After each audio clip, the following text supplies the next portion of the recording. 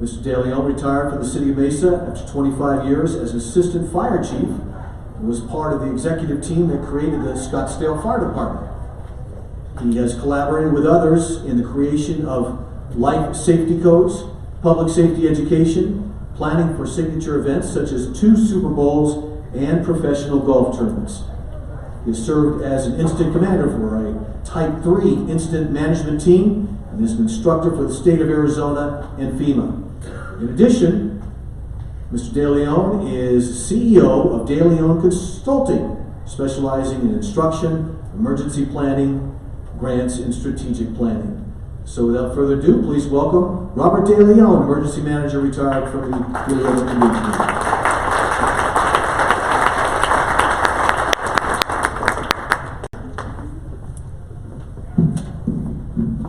Well, good morning, or actually afternoon. I'm coming from Arizona time from this morning, so I apologize about that. I'm going to try something I never attempted. I have my iPad in front of me so I can track the slides because I can't see behind me. But I'm going to have to hit the PowerPoint on the clicker and hit the PowerPoint on my slide, and that may be a little difficult for me. So having said that, I apologize ahead of time. So I took a couple of notes while other people were speaking this morning, and it's interesting that a lot of the information that everyone's already talked about kind of crosses all the presentations. There are a lot of similar things. You're going to see a lot of slides up here that probably relate to some of the discussions we already had. I have a ton of slides, but I'm not reading them all. They're there. I'm hoping they're shared with you all. You can use them as background. You don't have to remember what Bob said. You can simply look at the slides and they'll carry it for you. The presentation is based on building and maintaining an emergency management program, but I also think it's applicable to other organizations as well, not just tribal governments. But as I go through my presentation, I hope you can kind of get a flavor of what tribal organizations go through from an emergency management perspective, and now you can take that information and hopefully it helps you building relationships with other tribal governments. How many tribal communities are represented here today? Can I have a raised show of hands? A few. How many of the rest of you border a tribal community? Some. Well, I will venture to guess at some point, unfortunately in the future, you're all going to be dealing with tribal government in one shape, way, or form. So I'm going to start here in talking about what is emergency management. Is it the same for tribal governments as well for other entities? And my comment here, there's a definition here, and it's not meant to be the definition. It's only to ask the question. The question I have for you, does your organization have meetings and discussions about what emergency management means to their entity? A lot of communities don't know what emergency management is because you haven't had it as a group. So I would suggest one of the first things you do is work with your partners, work with your leadership, and ensure that everyone's on the same page with what emergency management is. If you don't, you're doomed to fail. I guarantee that. I've learned that lesson in a couple of different perspectives. The other question I'm asked is, why do we need emergency management? In fact, my first day on the job working for the tribal community I was working for was, I was called in by the governor of the community, which is the lead of the community, and he asked me, I'd like you to put a report together on developing emergency management on a seasonal basis for the monsoon storms we have here in Arizona. I go, wow, I just got hired and they're already talking about making my job part-time. And it was because there wasn't an understanding of what emergency management was, and the fact that emergency management's here because why? It works. I won't get into the particulars. I'm not going to cover all the components of the slide, but it works and it's important, and we need to be able to share that with people. There are complexities in tribal emergency management that other municipal governments, state governments, county governments don't experience. Some of those include, generally speaking, most tribal emergency management programs is 1 or 2 people at the most. And if it includes 1 or 2 people, they're typically wearing more than one hat. And that adds to a lot of issues and complexities that revolves around emergency management. The other thing, when people ask me where I work, I often say OEM, Office of Emergency Management, right? Well, it didn't take me long when I started working for a tribal government that I had to change that OEM phrase, and it's Office of Everything Management. Anything that's an issue for the community or a problem that needs to be solved, it was interesting how often emergency management was called to come in. The mission for tribal governments for emergency management is quite broad. And I'm guessing that's the case in a lot of places. It's not necessarily just a tribal issue. Emergency management isn't a description, it's a way of life when you work for a tribal government. I know all of you are on call, those kind of things, but man, I can't tell you how often I worked after hours, came in early, work on weekends, work from home, because it's a way of life for emergency managers and tribal governments. So think about that when you're dealing with your tribal partners. These individuals are working in emergency management are not only carrying a lot of hats, but they're responsible for a lot of stuff on their own. The mission, I would share with you that your mission as an emergency manager, you want to talk to that with your leadership and other elected officials and key managers in your organization to make sure that you're all on the same page what that mission is. For tribal governments, it's the only game in town. If you're not doing your job, something significant is going to happen. We know about working together is a good thing. It's an important thing that we all do. It allows the community to feel like they're prepared because everyone is high-fiving each other down the hallways, right? Every time you see each other, knuckle bumping, all those kind of things. That happens every day in emergency management, right? Everyone's happy to see you. Everyone sends in their questionnaires like they're asked to, right? On compliant and all those things, right? One of the things about working better together, though, that we forget sometimes is you need to have a relationship just like you do with the people you work with every day. We all heard the adage about you shouldn't be meeting an emergency manager or exchanging business cards at an incident, correct? We all do that, we all talk about that, but more than that, we should be talking regularly. What are your issues? How do you deal with this? What concerns do you have? How can I help you? Those are part of the discussions we all need to have. Another component of a tribal emergency management program, tribal key services have to be provided and restored. Again, I said they're the only game in town, and the problem is if they don't get restored, there's no one else to do it. There aren't other partners that come in and provide some of the social services or the food or the sheltering, those kind of things. The tribal communities usually provide those on their own. Something to keep in mind. Look for ways of assisting them if you can. Integrated emergency management. I think part of the discussion we've had this morning has been about this, is leveraging the existing networks we have, looking for new partners, working together better, as I already mentioned. And the big thing, though, is working across organizational jurisdictional boundaries. I can't tell you how many meetings where I invited city officials, county officials, and state officials to the community I work for into meetings that we were having, and the question was why? What do you need? It's about building those relationships. It works always. It's not just about those people that you respond to every day, it's about those people you may respond with. There are some emergency management principles that are out there. One of the things that I used to do as an instructor for the National Emergency Basic Academy, and it comes up with some principles I think are important. Again, I'm not going to cover the slides. I just want to use this as a jumping point. Is your emergency management comprehensive? Is it all hazards? Does it cover all your mission areas? Kind of a self-check, if you will, when you're looking at it, whether your program is comprehensive or not. Is it progressive? Do you anticipate future disasters that are occurring? We heard a discussion earlier about the raiders. Are you prepared for the raiders? Really? I saw the stadium. I flew in this morning, saw the stadium coming in, and wow, quite a monument there right next to the freeway. What issues does that stadium bring? Pardon me? And in addition to that, think of it from a tribal community. They built a 10,000 person concert hall. It could be more people than they have in their whole community. If you don't anticipate how that may impact you, that could be a significant concern for you. So tribal emergency programs should be progressive. They should be risk-driven.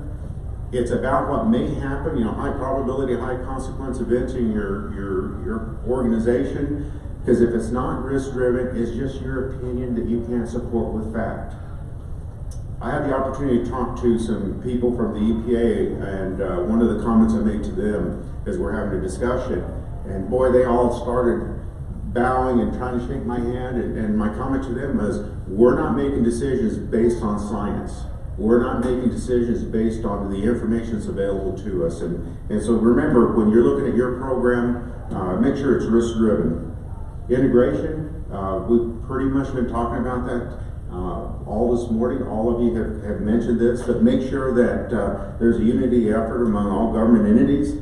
Unity effort, where did we hear that from? All you people who reported the NIMS compliance know that, right? Collaboration, I think this is a pretty straightforward one. We need to reform sincere relationships with our partners. Again, this is not when you just exchange a business card. This is about knowing each other, what your issues, concerns are, what gaps each of you have, and how you're able to help each other. That's what collaboration is about. All right, so far, oh no, did I forget here? There we go. Coordination.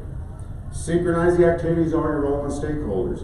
When I first started working for the Gila River Indian Community, it's just south of the Phoenix metro area, and we have the monsoon storms, or heavy rains every summer. And it used to be, we'd have a rain, I'd have to send out an email saying, hey, it rained, by the way, can you let me know what's happening in your part of the community? Are there any businesses damaged, any facilities damaged? Please give me that information. Oh, by the way, here's a form that you fill out, get it back to me. Is that really having coordination? Or is it when I left, we'd have a monsoon storm, I walk into the EOC or my office, I have reports already on the proper forms, it's in my inbox. That's the way it should be. So make sure that you're looking at ways to achieve that common purpose and have coordination with your group. Flexibility, to me, is the #1 game in town. You need to be flexible. Emergency managers are notoriously bad about relying on plans. That's not a bad thing, by the way. But they have a plan, they have recipes, they have steps and processes and procedures. And guess what? When something happens, we rely on that and we can't veer off of it. It's in front of us, right? You need to be flexible in your approaches, especially when dealing with those smaller communities and tribal organizations that don't have the resources that you may have, and you're wondering why they're doing things a certain way. Professionalism, you're all here because of this. You're all trying to improve yourselves, you're all trying to learn, and my hats are off to you. But do you ever stop and think about some other components of professionalism? One of them being, do you have good public stewardship of the funds, the resources, and the staff that you're providing? That's part of being professional, and if you're not doing that, I can guarantee you in a small organization, you're going to get eaten alive by wasting people's time. You're going to get questioned. Why do we have to fill this out? Why do we have to attend this training? So make sure that you're professional, and not just in getting training, those kind of things, but being a good public steward. So from a tribal organization, and this is going to look familiar because you've seen some of it already, what does it mean to have a high-performing organization? Well, when I work with tribes and talk to them and in my own experience, oh, I'm failing again.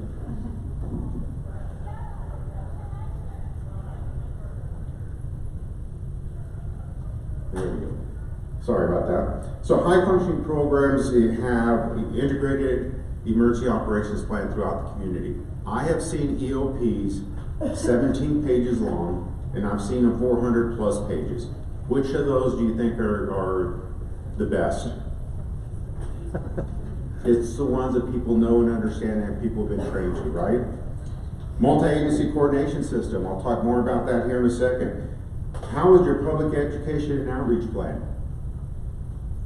Key component of a high-functioning tribal emergency management program. Do you have literature that are specifically focused for tribal organizations? Children are important. People with access and functional needs are important, as well as the elders of the community. Emergency preparedness training plan, do you have one? How about a volunteer plan? Critical infrastructure protection and crisis communication. Those are all key components of having a high-functioning tribal emergency program. So what does that mean? Again, I'm not going to go over these slides, and my pad just froze on me. Here we go. When you have an EOP, do you review it and update it periodically?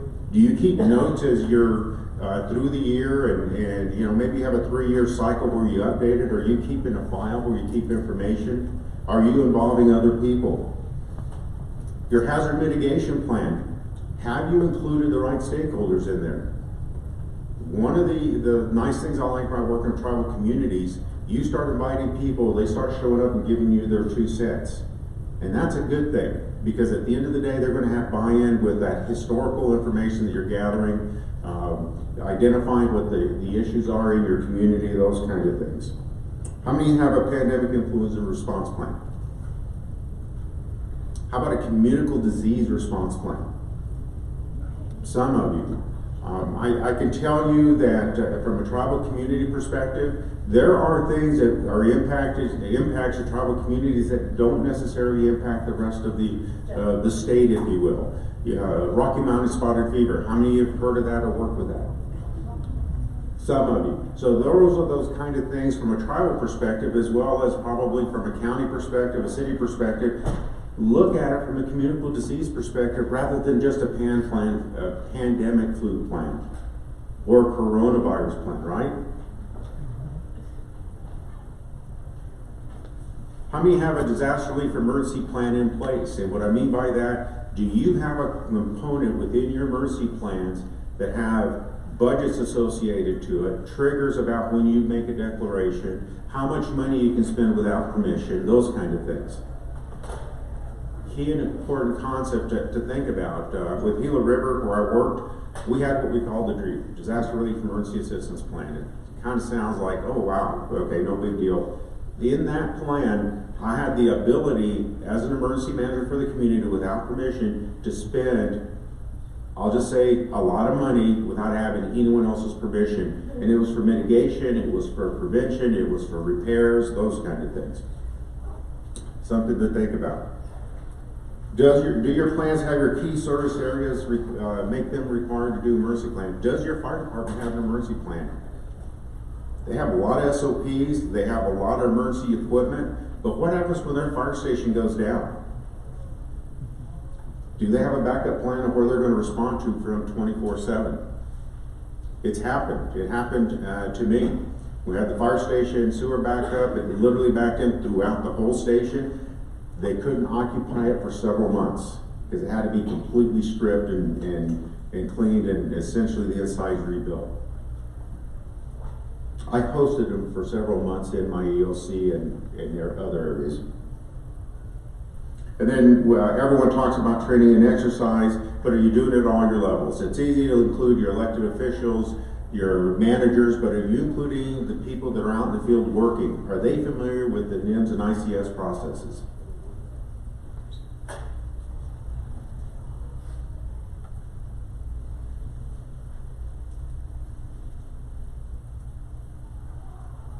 I'm back on the same page here. Multi-agency coordination system groups. Do you meet with your MAX groups regularly? How many of you meet with your MAX groups regularly? Some of you. One of the things I think that was really successful for us, and it's not just me, it's a lot of entities in Arizona do. I met monthly with all the departments, all the agencies that were involved with Gila River Indian Community when I worked there, and we talked about all things emergency management once a month for a full morning. We included training, we included opportunities for people to share about their emergency plans, a whole host of other things. And it's one of those things I think tribes do a good job is getting their partners together that are within that tribal government. We invited the cities, we invited other entities as well. Not always attended, but sometimes they went. Public education and outreach. Here we go. Do you have specific literature for each of the potentials in your community? I know it's an easy thing to say, but is it simply you're getting ready.gov and just passing that information out? For tribal entities, they like that information to be specific for them. And it looks and feels like the rest of the information they're getting about everything else in the community. So think about that. You get better buy-in. It's a good process to do that. How many of you guys have giveaways? Trinkets. A budget tool I used at one point in my life, I started calling them learning aids because they eliminated giveaways. So I now do learning aids, and it's kind of a funny thing, but it's, at the end of the day, it made me think about, if I'm using money from the community and I want to be a good steward of the funding, let me give people things that they need during emergencies. A flashlight, a card with emergency numbers they can put on the refrigerator, those first aid kits, those kind of things, rather than and I hope I'm not offending any of the vendors outside, rather than a squeeze ball or a koozie or something like that. Just something to think about. And do you include the schools as emergency managers? Or do you rely on your other departments to do that for you? And that's okay, but do you have input into what they're training, how they're training their school systems?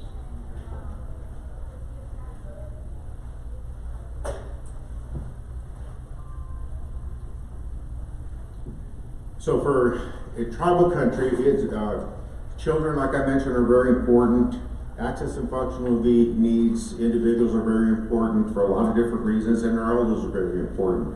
So you make sure, if you haven't already, to look at the process of how do you communicate with those individuals during emergencies. How are you going to evacuate those people that are homebound or have medical devices, and or the power goes out and they have medical devices? Have you identified where those are at? I think all of us probably have some sort of feeling in that, but think about tribal community. They're the only game in town. They have to know where those individuals are and respond accordingly. So just something to think about. How many include all three groups in your emergency planning? You invite them to your meetings to provide input to your plans, into your training, etc.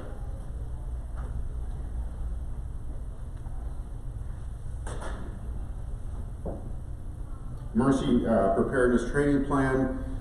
It's kind of already mentioned already, so I'll just very quickly make a comment on ICS and training requirements. One of the first things I did, and it wound up being a good first step for me, is I met with every department director and coordinator and talked to them about ICS and NPS and how their part of the organization was impacted when there was an emergency in the community. I then had that manager tell me, who do you think needs, and I'll just refer to it as basic needs, 100, 200, 700, and 800, and the 300 and 400 classes. I had them tell me and identify those by, not by name, but by jobs. That was my target for the rest of the time that I work with Gila River Indian Community. That works very well. Have them tell you. And I guarantee you, when you do that, they're going to give you more people than you ever thought would be there. So just something to consider. How many have a Train the Trainer program to internalize your training? I was training probably 1,200 people a year in one shape, form, or another in the community. Well, that's what we're trying to do. But we couldn't get instructors.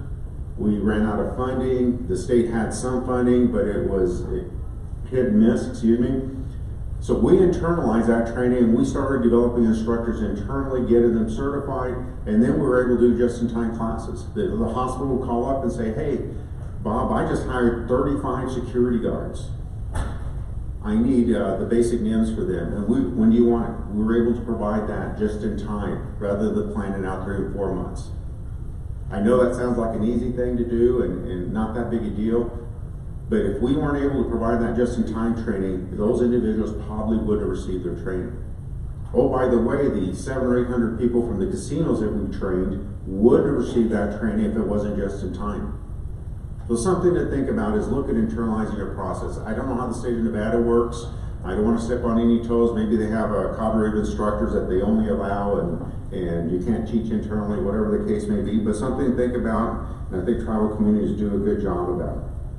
Volunteer plan, let me just mention, work with your human resources department with volunteer plans. There are requirements, whether they're insurance requirements or other things that they need to be involved and know about, and they'll provide input to your process. But at the very minimum, have a plan for the just-in-time volunteers. We heard earlier about the people wanting to volunteer blood, deliver food, etc. You need to have a plan for that, because if you don't, it's going to wind up to be in your head. You're going to be more busy handling that issue than the actual emergency. Just something to think about.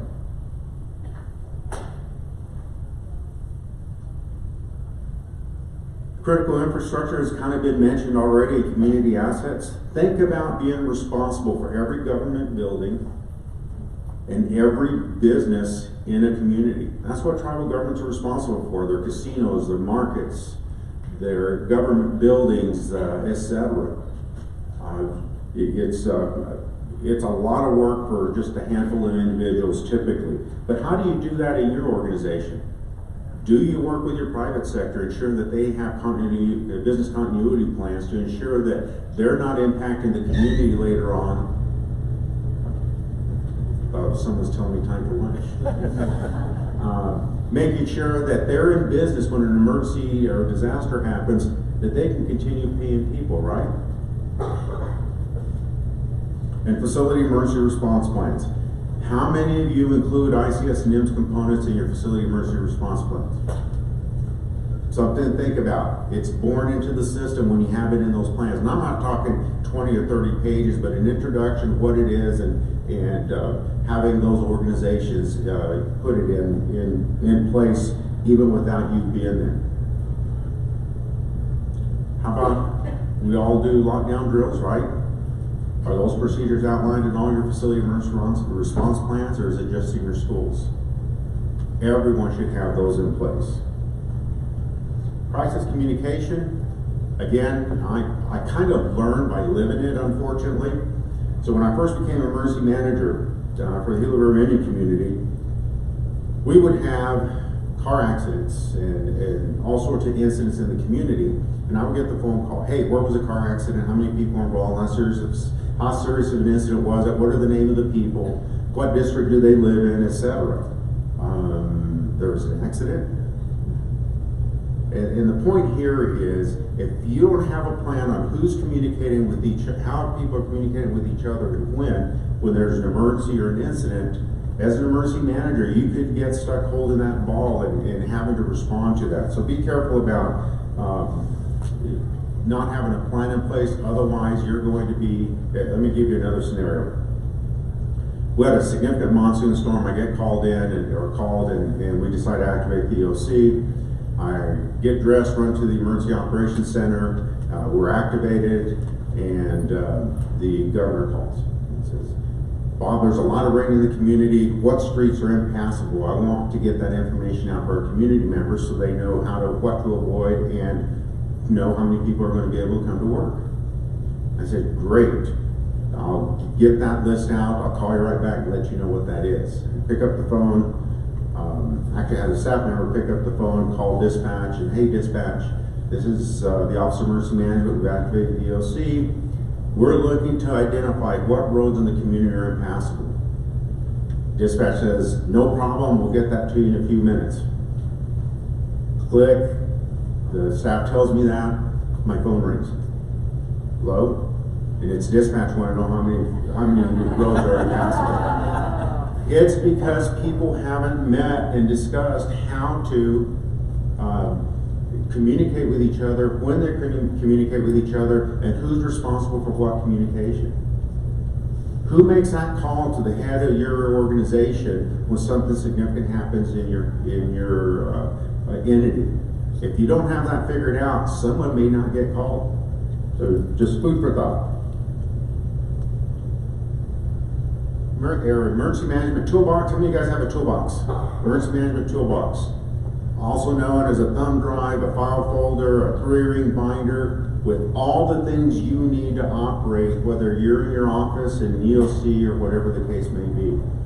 Consider about putting together that information because it makes you a more qualified emergency manager because you have everything at your fingertips. Your cell phone may go dead and you don't know a person's number, but it's in your toolbox, right? So just something to think about, but most importantly, how many guys have high turnover rates? I was the only one. Retirements. Oh, by the way, I didn't stand up earlier when they asked about different people classifications because he didn't say retired. I retired 6 months ago, so. And new programs are coming in existence. If you have a toolbox, you can share that toolbox with other individuals when that occurs, and they are now at least have the information at their fingertips that they can research. I'll skip a couple slides here, and my iPad is not fast forwarding.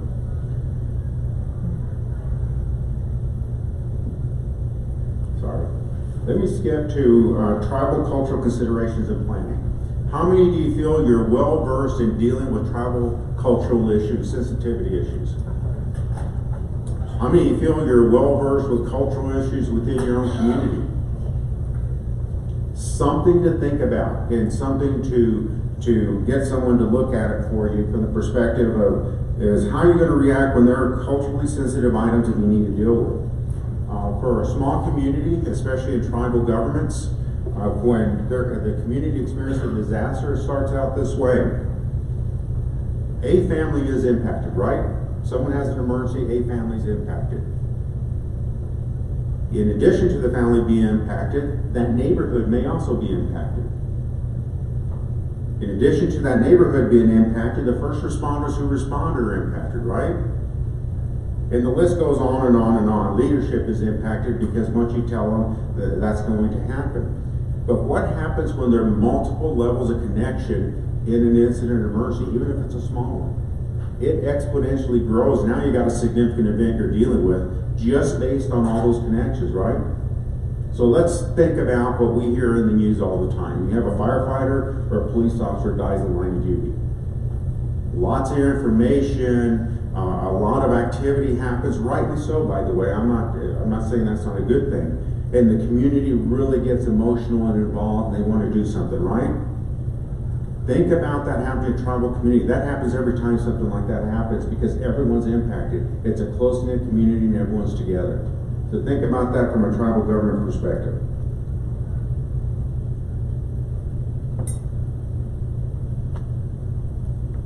From a cultural perspective, your success depends on knowing and understanding that everyone deals with disasters differently.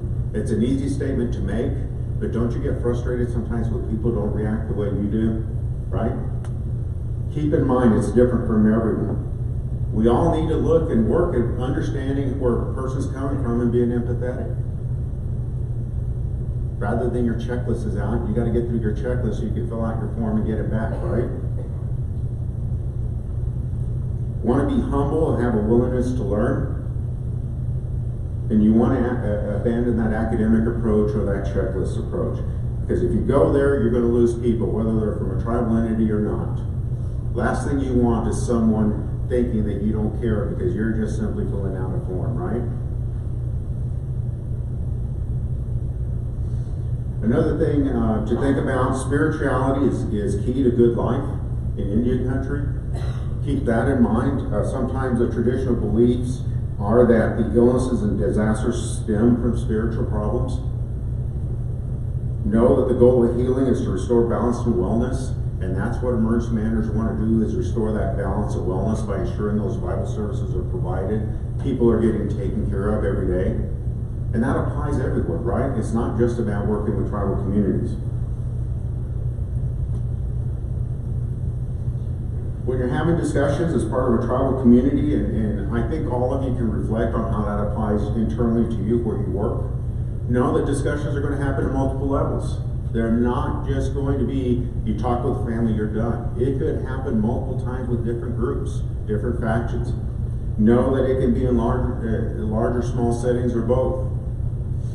I've had a meeting with an individual family member, a meeting with their family, a meeting in an auditorium with the whole district, part of the community involved, to talk about some of the same issues, and know and understand that. And know that elders may be present at these meetings, and rightly so. The elders are there to remind us all about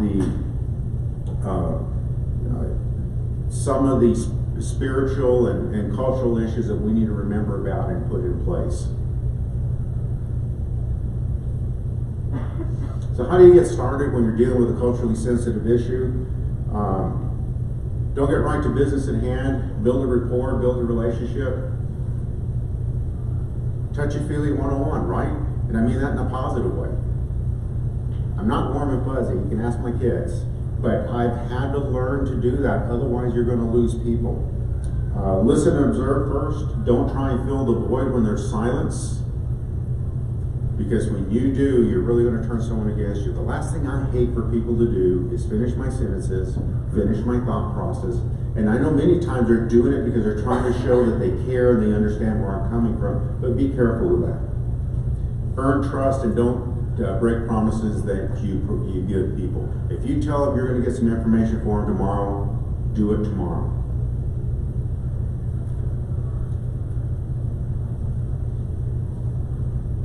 Nonverbal communication. Who can read nonverbal communication in here? Everybody can. Your kids can at an early age. They want to know, Dad, why are you mad? What are you talking about? You know, it's a very easy thing to do. And even if you're off in the corner doing it, people see that. I grew up in the fire service, and nothing frustrated me more when I get a complaint about some of my crews. They just finished putting out a house fire and they're high-fiving each other in the back of the fire truck. Kind of a form of nonverbal communication, right? It's the worst day in their life, yet you have firefighters rejoicing in the fact they just put a fire out. There's a time and place, don't get me wrong, and I'm not an anti-firefighter. I grew up in the fire service, so just something to share. So a couple of things to keep in mind when working with tribal entities. Make sure they know, you know, how they refer to themselves, whether there's a tribal name, whether it's a nomenclature that's local to them. Ask those questions ahead of time. There is nothing more upsetting for a group of tribal members to hear to someone, and I'll just say in a non-governmental organization, come in and try and help, and start talking about, you know, we're going to talk to your city council members, and we're going to talk to your state senators, and you're going, uh-oh, you know, there's a miscommunication there. The other thing, working with tribal members and tribal entities, if you're going to request data, let them know what you're going to use that data for. Make sure you tell them what you're going to do with that data once it's done. Too many times there's been information out there that is shared beyond the original scope of what's being shared. And just so you know, that's not appropriate.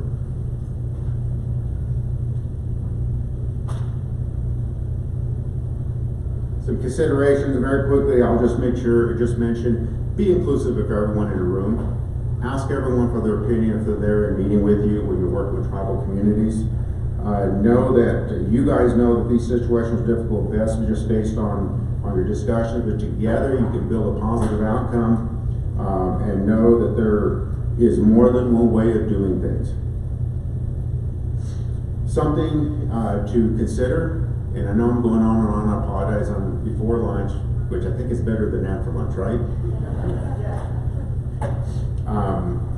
Make sure your first responders are aware of any cultural considerations within your community on how to deal with those. They're the first contact, maybe the only contact they have with your organization, and it may not be a positive one if those individuals don't understand what that is. Again, don't limit yourself to SOPs and procedures are a good starting point. A couple of things to remember, and it's kind of been touched a couple of times already, the mental health aspect of the situation. One of the issues that we're having as a society, including in Indian country, is depression, right? And suicide rates. Make sure you're addressing that and you identify resources to help you out with that process. And again, know and understand what those cultural and traditional expectations are of the community you're working for. If you can, and you don't have a good understanding of what some of the cultural issues are, or you have a subject matter expert there who can share that with you, use those to soften the loss. Very good tool to use when you're working with, any group with cultural beliefs. Make sure you're asking permission to touch. Make sure you're having contact with the family. I just recently lost my brother through a long-term illness, and hospice was there with us, and on the next day after my brother passed, they called me up and said, hey, how you doing? What's going on? We have resources for you. At the end of the week, they called me back up. Same thing, in a very nice, polite way. At the end of a month, they called me again. And in 3 months, they called me and says, we don't want to bother you. This is the last time we're going to talk to you unless you want us to call you and keep calling you. But they followed through on what they said they were going to do, and they were very empathetic and wanted to assist if at all possible. A good thought process to follow as you're going through that.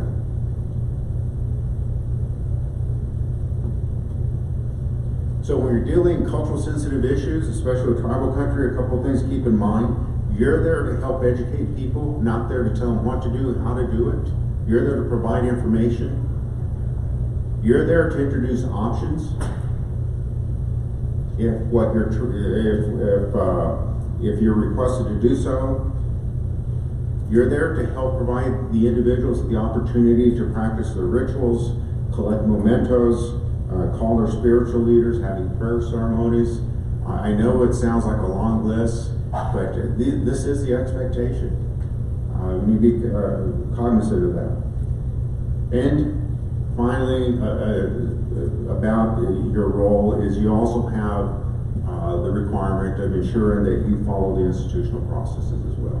There are laws, don't get me wrong, there are laws and things you have to do, and you have to make sure people are aware of those. Kind of already mentioned mental, emotional, social, and spiritual health. I think it's important that you listen, and ask questions to understand what's going on. A very straightforward, simple process. So let me change pace real quick. Working with partners, we've all been talking about working with our partners. Coalitions are a very positive thing to do. Make sure you don't get stuck though on organizational charts and bylaws. How many of you all been part of coalitions and your first 6 months of your coalition, you're arguing over bylaws? I get the laughter that you probably experienced that once or twice. Just be careful about that. Disasters, they appear to be, I say that now because I've been questioned on this before, they appear to be more frequent everywhere. They impact us more than they ever have before. We heard comments earlier from FEMA about the losses in the last couple of years have been more than all the previous years kind of comment. There are no boundaries. Know that and understand that. If something's impacting your organization and you reside next to a tribal community, you probably ought to have a connection that you can let them know if something's going on. Even small disasters identify gaps. I used to get those phone calls all the time. Hey, how come you guys didn't do this? Response used to be a government function and no longer is. It's about the whole community. And we have a lot of issues today. Baby boomers. That's me. I mean, you all, who else is a baby boomer in here? All right, proud group. They rose their hands. We have people with access and functional needs that have been identified. We have lots of chronic health issues on top of that are going to impact people when we have wildfires, right? We have all these issues, and that list could go on and on. And that's exactly the issue. If we don't involve everyone in what we're doing, go out in the community and talk to people, what's going to happen is we don't know those things that may surprise us, right? We know that social media motivates us, whether we like to believe that or not. How many have gotten a phone call from leadership based on a social media comment about something you and or your staff did? You have to respond to it. It's not, no, we didn't do that, and you move on. You have to know how your community organizes around an issue. If you have a fire fatality in a house fire, that community surrounding that family and or house, that neighborhood, may get around and start talking about why were our homes built this way? Why didn't the fire department respond this way? You need to be conscious about those kind of concerns. And then it's what they know that decides what's important for us. Wouldn't it be a good thing if we were on top of that by involving everyone, working with everyone? The whole community, real quick, they're the ones who can identify our needs. They're the ones who can help us with our capabilities. It's how you empower others by involving your whole community. And they're the champions that we're going to be using when we need them. So I'll not leave you, the next slide here is about AT&T. And by the way, I'll accept some marketing fee here. I'm kind of aging myself a little bit. How many of you guys remember AT&T's Reach Out and Touch Someone?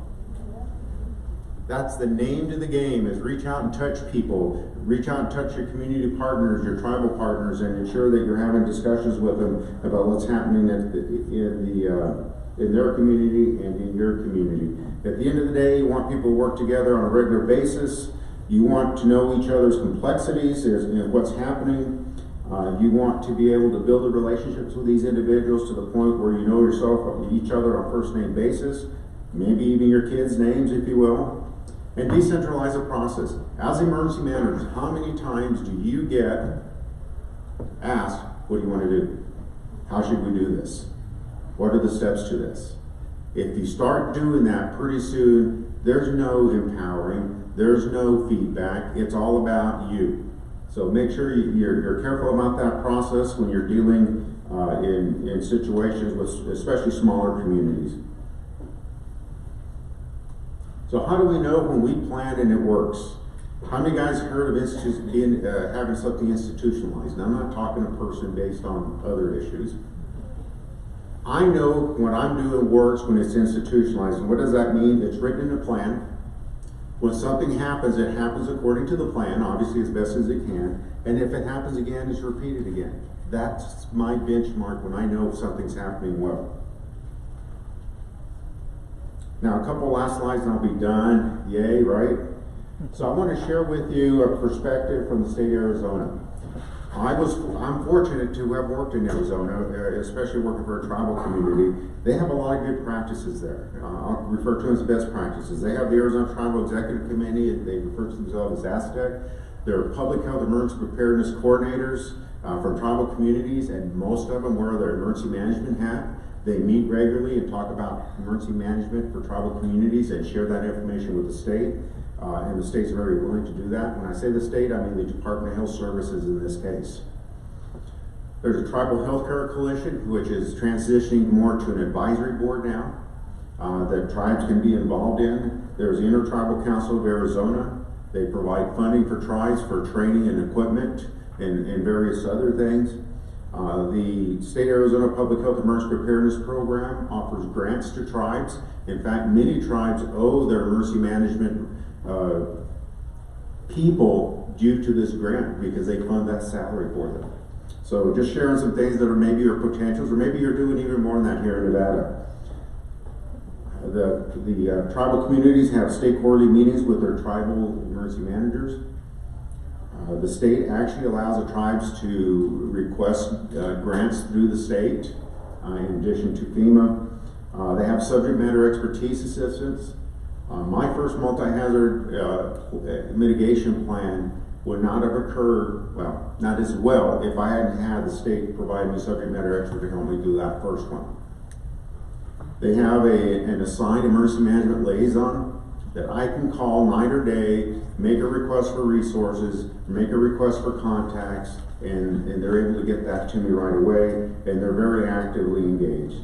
So having said that, I'm trying to keep it short. I apologize, I think I ran a little bit long, but this is kind of what I live by. Tell me, and I know I'm going to forget. Teach me, and I may remember, depends on how much attention I'm paying in class. Involve me, and I'm going to learn it. Very important, involve people. Involve your tribal partners in everything you do. The question, and I'll end with this, the question I always get when I'm talking to people about tribals, communities is, hey Bob, I've been trying to work with my tribal partners for a long time. How do I get them involved and participate? And my first question and comment back to them is always this: when is the last time you reached out to them? Oh man, I gave up about a year ago. Problem number one. So I encourage you to reach out to your tribal community, see how you can help each other, and in fact, I suggest that they have something to offer at the table as well. All right, thank you for your time. Appreciate it.